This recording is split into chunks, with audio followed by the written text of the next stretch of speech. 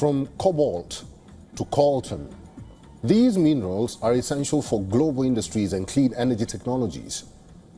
But behind the demand lies a darker story of how this wealth is also driving conflict on the ground. He may have ripped up Joe Biden's climate and foreign policy, but US President Donald Trump is pushing forward with his predecessor's pursuit of metals abroad, albeit with a different motive. Trump is following the minerals trail. The pursuit of these critical minerals is for weapons, not clean energy. Here's a report. Stimulating American private sector investment in the DRC, particularly in the mining sector, has been a clarion call of President Trump since returning to office this year. Trump exempted key minerals like copper and cobalt from the new trade tariffs he slapped on nations around the world. The DRC and Zambia are among the world's leading producers of these two minerals. The DRC is sometimes called the Saudi Arabia of the electric vehicle age because it produces 70% of the world's cobalt, a key component in the production of lithium-ion batteries that power phones, computers, and electric vehicles.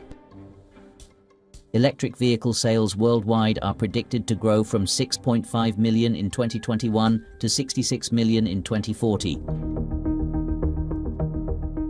The DRC is also Africa's largest producer of copper, with some of the mines estimated to contain grades above 3%, significantly higher than the global average of 0.608%. It also has 70% of the world's coltan, which is critical to cell phone and computer manufacturing. All in all, it is estimated that the DRC has as 24 trillion worth of untapped mineral resources. On December 13, 2022, the United States signed deals with the DRC and Zambia, the world's sixth largest copper producer and second largest producer of cobalt in Africa after the DRC. That would see the US support the two countries in developing an electric vehicle value chain, an action that Trump has now taken a notch higher. For more than a decade, Chinese companies have spent billions of dollars buying out US and European miners in the DRC's cobalt belt, leading to control of 15 of 19 of the primary cobalt mines in the country. China sources 60% of its cobalt need from the DRC, and about 80% of the world's cobalt processing occurs in China before being incorporated into lithium-ion batteries. The DRC-China relationship has been on the rocks, however, and Chinese mining had started to encounter increasing bumps on the road when the US stepped up its courtship of the two African nations for mineral wealth, which Trump is intensifying. The big unanswered question is why Trump's administration is so keen to secure supplies of these resources, which are increasingly sought after because they are key to advancing the clean energy transition. The region is very rich in mineral resources like coltan, like cobalt, copper, and these other resources that are very important for production in the West. And you have a lot of illegal owned mines by militia groups. You'd find also Western parties like the US have owned mines before in the Eastern DRC. Of course, during the Obama administration, they sold some of these mines to China, which owns a lot of mines in the Eastern DRC.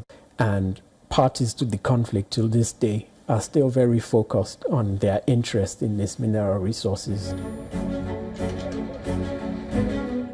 9 months before M23, the rebel group backed by Rwanda seized the city of Goma last week.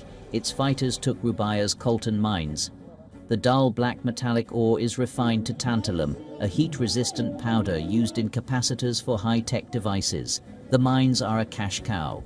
Since taking Rubaya, the group is estimated by the United Nations to have earned $650,000 a month by imposing taxes on the coltan trade. Now, the capture of Goma gives the M23 group and its Rwandan sponsors even greater control over an area, rich in not only coltan, but also tungsten and gold. Deeper in DRC are huge deposits of cobalt, tin and copper. The race for such minerals did not cause the wars which have ravaged eastern DRC since the 1990s, but their riches have since become a significant motivation for the dozens of armed groups. Rwanda's motivations are more murky. The country strongly denies being behind the M23 group or having designs on its neighbors' minerals. Yet minerals from eastern DRC are hugely important to Rwanda's economy and had been smuggled over the border long before M23's recent advances.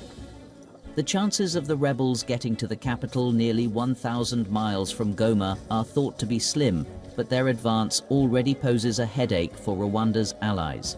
Rwanda has successfully positioned itself as a beacon of African progress and made itself useful to allies. For example, by staffing peacekeeping missions and becoming a partner for the UK's aborted asylum scheme. When M23 previously captured Goma in 2012, international pressure on Rwanda quickly forced a withdrawal. In a world distracted by Ukraine and the Middle East and with a more isolationist America, it is unclear whether similar pressure will be employed. Africa Bureau, WION World is one.